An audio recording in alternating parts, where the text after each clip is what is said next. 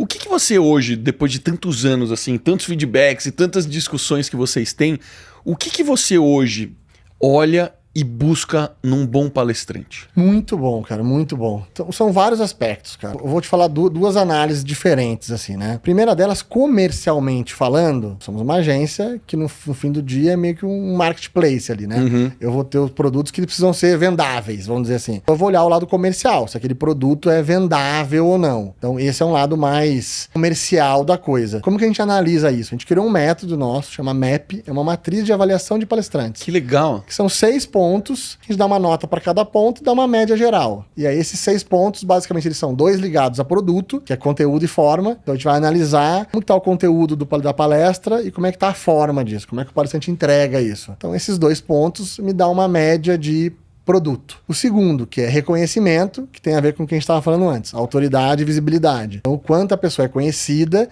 e o quanto ela tem autoridade no tema dela para falar do que ela está falando. A minha soma dos dois me dá uma nota de reconhecimento. E o terceiro é o lado comercial. Então, estratégias comerciais, canais de vendas, política de preço e o lado de materiais de apresentação. Então, como que tá o brand ali, né, do material. Então, isso é muito importante. É muito importante, é muito. Até conectando o que eu estava falando antes, é porque muitas vezes as empresas, elas precisam de alguém técnico para dar uma entrega para eles.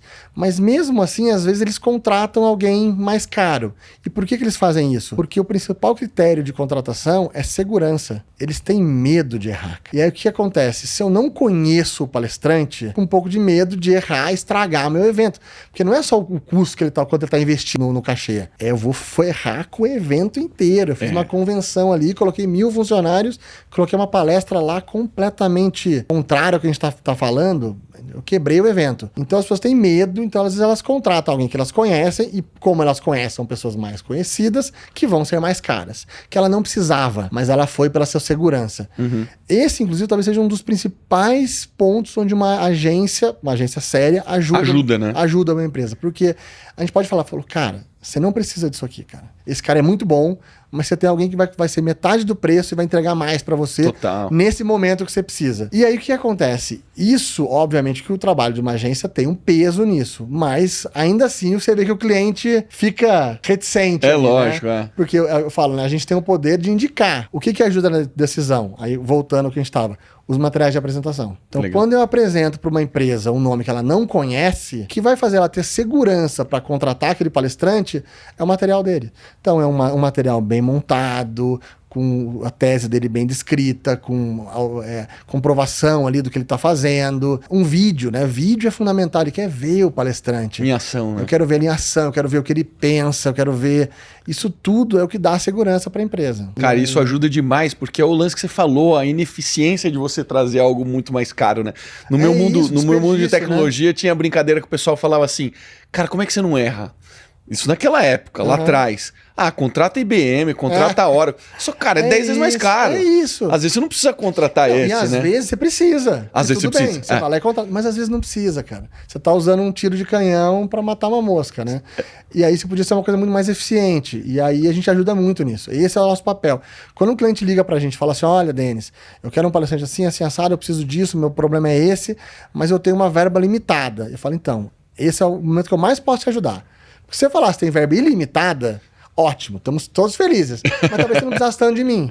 Agora, quando a verba é limitada, a gente tem que acertar, né? A gente tem que pegar a pessoa certa para fazer aquilo funcionar. E aí uma agência funciona muito. Mas completando, então, eu acho que esse lado comercial é o primeiro ponto que a gente analisa no palestrante. Mas tem um segundo lado, que é um lado da mensagem dele. De uma analisar o que esse palestrante está entregando para o mundo. E aí a gente vai analisar se aquela mensagem que ele está entregando é importante. E aí, quando eu falo importante, se ela é única, se ela é relevante para as pessoas, se ela tem originalidade, se ele está trazendo algo diferente do mercado. Não é mais uma pessoa falando do mesmo assunto que tem 350 outros falando. Porque talvez não precise, né, disso e tal. Então, isso é um lado. E segundo, se essa pessoa é a mais adequada para entregar, né? Que a gente volta no que a gente estava falando antes. Por que você que está falando desse assunto? Tem um histórico que me qualifica para estar aqui e talvez melhor do que ninguém para falar desse assunto.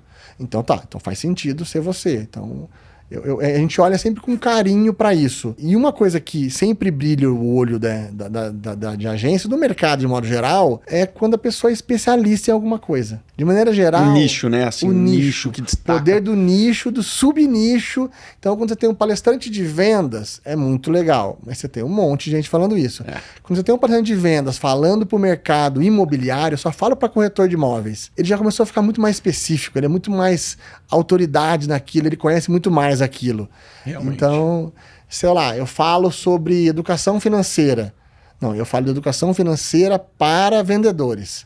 Profissionais que trabalham com comissão que normalmente vão ter problemas de equalizar as contas, né? Porque um mês ganha 50 mil, outro mês ganha 2. Como é que fecha as contas?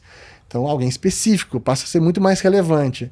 Então, pra gente, isso é muito, muito legal, assim. E usualmente as pessoas têm medo do nicho. Porque ela fala, vai ficar pequeno demais. Exato, e é exatamente o oposto. Exatamente é o onde oposto, você cria cara. autoridade, é onde você ganha visibilidade, é onde você se destaca, né? É isso. Eu costumo dizer, cara, que é muito melhor você ser o número 1 para algumas pessoas do que mais um para um monte, né?